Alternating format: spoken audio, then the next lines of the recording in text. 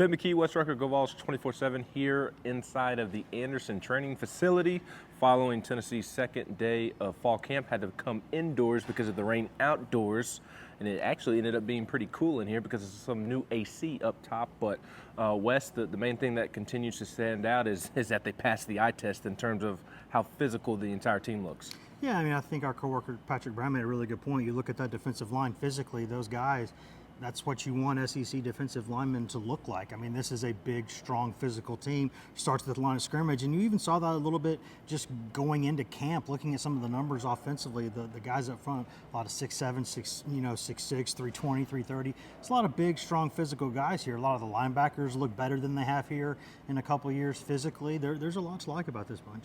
There is, and I think there's a lot to like about the tight end room as well. We spoke to a couple of tight ends following practice today, continued to speak to freshmen. So we got to speak to Ethan Davis and Emmanuel Okoye, and they both look like a million bucks. For different reasons, Emmanuel Okoye is just a physical-looking freak, and not to say that Ethan Davis doesn't look good, but he looks pretty polished as a football player for a freshman.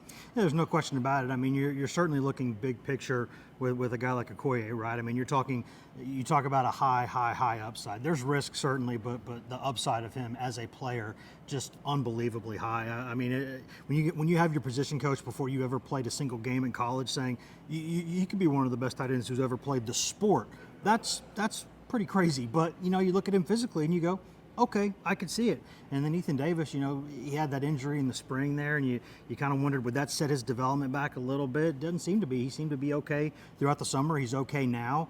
And, you got a couple of veterans in that room, a couple of older guys, a couple of young guys to learn from them.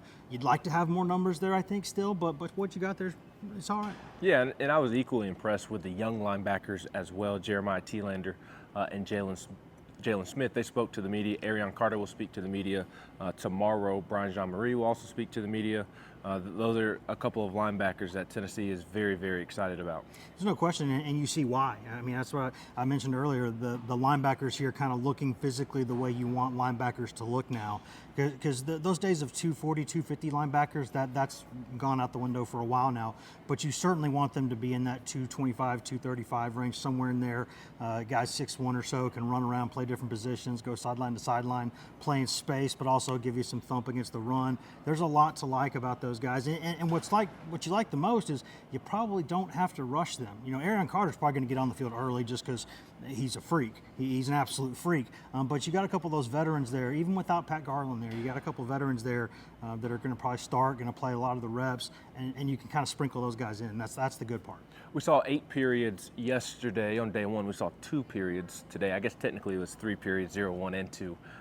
But not a ton to take away from practice. Had a couple of guys a little banged up, but a little limited. Patrick Brown has those updated in his practice observations, which are up on the site. Go check those out. And we still have plenty of coverage from day number 2 of Tennessee Fall Camp coming up at the site on GoVols247.com. For Wes Rucker, I'm Ben McKee.